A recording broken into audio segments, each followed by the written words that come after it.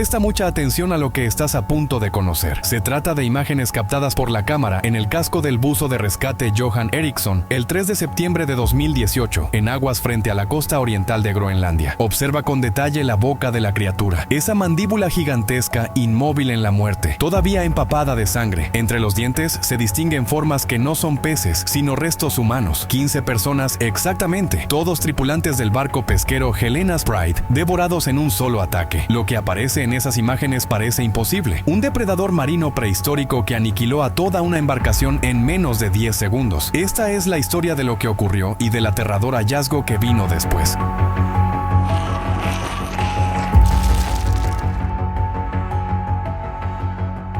Esa sensación inquietante que surge al mirar hacia las profundidades del océano, preguntándote qué podría estar observándote desde abajo, se convirtió en realidad para la tripulación del Helena's Pride en una mañana tranquila de principios de septiembre de 2018. El Helena's Pride era una embarcación comercial de pesca de aproximadamente 10 metros de eslora, con base en Nuuk, Groenlandia, y llevaba casi 15 años faenando en esas aguas sin incidentes. Su propietario y capitán era Marcus Johansen, pescador de 48 años que había dedicado toda su vida adulta al mar. No solo era experimentado, sino extremadamente precavido. Realizaba simulacros de seguridad cada mes, mantenía en perfecto estado el equipo de emergencia y jamás arriesgaba ante condiciones climáticas adversas o presencia de hielo. Aquella mañana llevaba a bordo una tripulación completa de 15 personas. Su hermano menor, Erik, era el primer oficial. Sophie Nielsen, de 29 años, era la única mujer del grupo y una de las mejores especialistas en redes que Marcus había conocido. Thomas Christensen, el cocinero, era famoso por su inigualable estofado de pescado. El joven Peter Hansen, de 22 años, cursaba su tercera temporada y demostraba talento natural como marinero. Los otros 11 pescadores, todos locales, tenían familias esperándolos en Nuuk. Zarparon a las 4:30 de la madrugada rumbo a su zona habitual de pesca, a unos 157 kilómetros al noreste de la costa. El clima era ideal, cielo despejado, viento suave y mar en calma. A las 9:15 de la mañana ya habían logrado una captura aceptable y se preparaban para trasladarse a otro punto donde, en esa época del año, los peces solían concentrarse. Nadie sospechaba que estaban siendo acechados. A las 9:47 de la mañana, la Guardia Costera de Groenlandia recibió una llamada de auxilio del Helena's Pride, que duró exactamente 11 segundos. Primero se escuchó la voz de Marcus, firme pero urgente. Mayday, Mayday. Aquí el pesquero Helena's Pride. Posición norte 71 grados. Luego, un sonido indescriptible. No una explosión ni el choque de olas, sino algo emergiendo con tal fuerza que generó su propio rugido. Después, gritos, madera astillándose, la estructura del barco cediendo. Finalmente, la voz de Marcus, ahora dominada por el terror. Dios mío,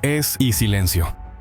La Guardia Costera envió de inmediato el helicóptero de rescate más cercano, a unos 40 minutos de distancia, y alertó a otras embarcaciones. 2 buques de carga y otro pesquero cambiaron su rumbo, pero estaban a más de una hora. El helicóptero, con 4 tripulantes, entre ellos el piloto Lars Andersen y el buzo Johan Eriksson, llegó a las 10:28 de la mañana. Lo que hallaron fue desconcertante. El mar cubierto de restos formando un círculo de unos 45 metros de diámetro, chalecos salvavidas, redes, objetos personales y uno de los motores diésel arrancado por completo de su base. El agua no solo estaba roja, sino espesa por la sangre. No había cuerpos ni sobrevivientes, solo un silencio perturbador. Descendieron hasta unos 9 metros sobre la superficie cuando Johan advirtió algo bajo el agua. Una masa gris verdosa de unos 3 metros que no flotaba al azar, sino que se movía con intención. La cámara registró cómo el agua se abrió y emergió una cabeza reptiliana cubierta de escamas que variaban entre gris y verde azulado según la luz. El cráneo medía cerca de 4,5 metros y presentaba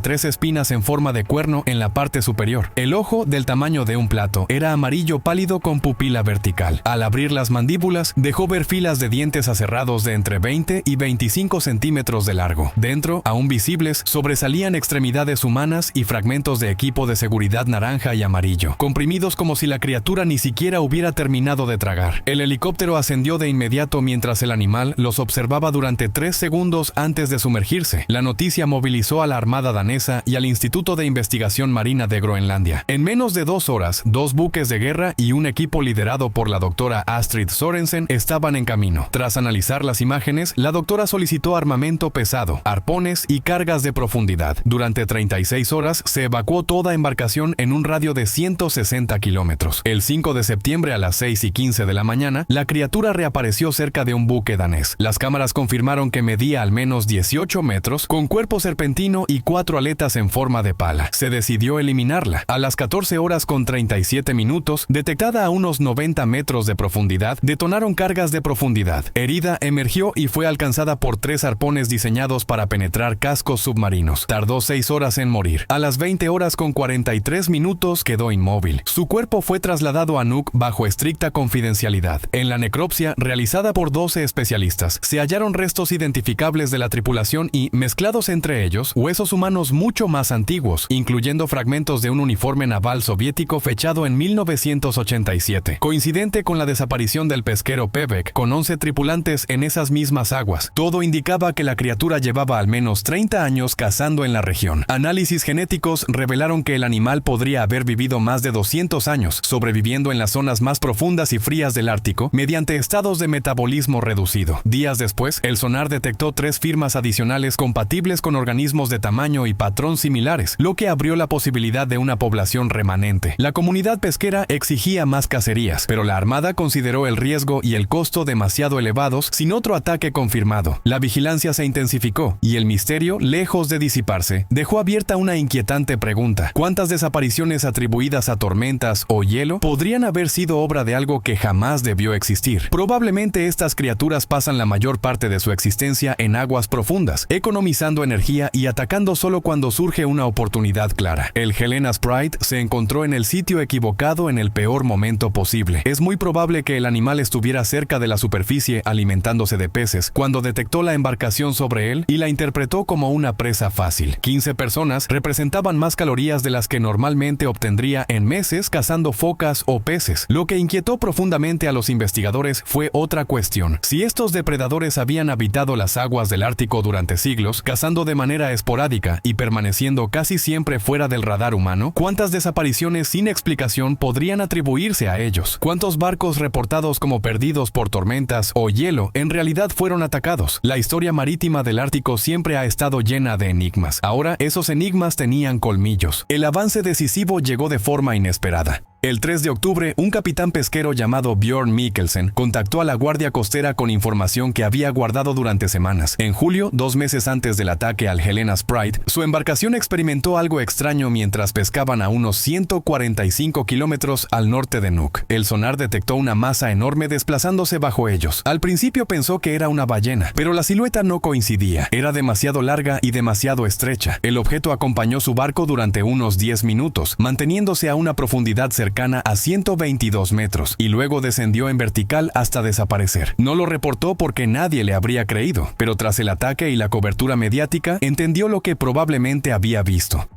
La Guardia Costera recuperó los registros de sonar y los envió al equipo de la doctora Sorensen. La firma coincidía en tamaño y patrón de movimiento. Björn había sobrevivido al encuentro, quizá porque su barco nunca se detuvo y no se convirtió en un blanco sencillo. La doctora Sorensen revisó archivos marítimos de todo el Ártico, en busca de contactos inusuales en sonar, avistamientos extraños o reportes de objetos desconocidos rozando embarcaciones. El hallazgo fue inquietante. En los últimos 20 años existían al menos 40 registros sin explicación que coincidían en tamaño y comportamiento con la criatura responsable de la tragedia. Muchos se descartaron como fallas técnicas o confusiones con ballenas. Sin embargo, al trazar los puntos en un mapa surgió un patrón claro. Los contactos se concentraban en 3 zonas: aguas frente al este de Groenlandia, donde ocurrió el ataque, una región al norte de Islandia y una franja oceánica al este de Svalbard. No eran encuentros aislados, sino territorios de caza. La doctora estimó que podían existir entre 5 y 20 individuos en el Ártico, cada uno con su área definida y la capacidad de ejecutar un ataque devastador en cuestión de segundos. Las imágenes captadas por la cámara en el casco de Johan Eriksson fueron esenciales para comprender no solo lo ocurrido, sino cómo prevenirlo. El equipo analizó cada cuadro, estudiando conducta y desplazamientos. Notaron que antes de sumergirse tras detectar el helicóptero, la criatura abrió ligeramente la boca. Los restos de la tripulación seguían visibles y la lengua, una estructura muscular enorme, se movía como preparándose para tragar. El ataque había sido tan reciente que ni siquiera había había terminado de consumir a su presa. Todo indica que la tripulación se agrupó en un costado al percibir que algo iba mal. El impacto volcó la embarcación, inclinando la cubierta en el ángulo preciso para que las mandíbulas se cerraran sobre el lado de estribor, donde todos se habían desplazado instintivamente. 8 segundos. Solo 8 segundos necesitó un depredador, que quizá llevaba 200 años cazando en esas aguas, para ejecutar una emboscada perfecta. La marina danesa quiso organizar otra operación para localizar y eliminar a los demás ejemplares, pero el gobierno de Groenlandia se opuso. Pese a la tragedia, podrían ser los únicos miembros vivos de una especie considerada extinta desde hacía millones de años. Exterminarlos implicaría un desastre ecológico. Tras semanas de debate entre biólogos marinos, autoridades y representantes pesqueros, se alcanzó un acuerdo. Las aguas del ataque y los otros 2 territorios identificados serían zonas de exclusión. Se prohibió la pesca allí, aumentaron las patrullas y se implementó un sistema de alerta con monitoreo acústico en aguas profundas. Aún así, la doctora Sorensen sabía que estas criaturas no respetan fronteras humanas y pueden recorrer cientos de kilómetros. La única protección real era comprender mejor su comportamiento, su rango y su ciclo de vida. Propuso un programa de monitoreo a largo plazo con drones submarinos y redes acústicas. El 8 de noviembre de 2018 se desplegó el primer dron en el área del ataque. Equipado con cámaras, sonar y sensores de campos eléctricos, registró durante 3 días el fondo marino a profundidades de hasta 610 metros. El cuarto día halló algo, un sistema de cuevas tallado en un acantilado submarino, a unos 457 metros de profundidad, con una entrada de casi 12 metros de ancho. Las cámaras no penetraron en la oscuridad, pero detectaron señales térmicas de un organismo grande y de sangre caliente en el interior. Cuando el dron se retiraba, emergió otra criatura, más pequeña, quizá de unos 12 metros de largo y de tonalidad más oscura. No atacó, nadó hacia aguas menos profundas. El dron la siguió a distancia segura y registró cómo cazaba focas cerca de una plataforma de hielo, con la misma velocidad y precisión letal. La conclusión fue clara, no estaban extintas, solo eran expertas en ocultarse. Compartían el océano Ártico con los humanos desde que estos comenzaron a navegarlo. El gobierno danés clasificó de inmediato las grabaciones para evitar pánico y daños a la industria pesquera. Sin embargo, las familias del Helena Sprite recibieron la verdad en una reunión privada el 15 de noviembre. Ingrid Johansen preguntó cómo impedir que algo así volviera a ocurrir. La doctora respondió con honestidad: no es posible garantizarlo por completo. Estos animales estaban allí mucho antes que nosotros. Solo queda comprenderlos mejor, respetar su territorio y extremar precauciones.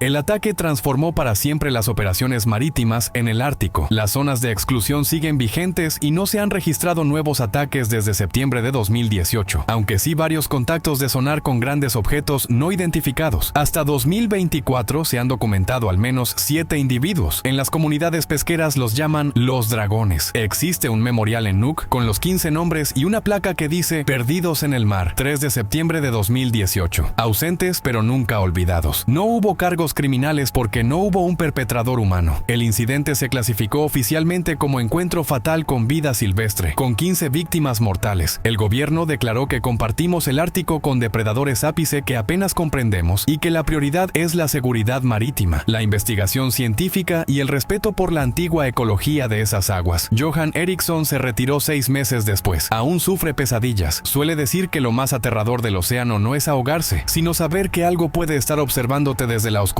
enorme, hambriento y paciente.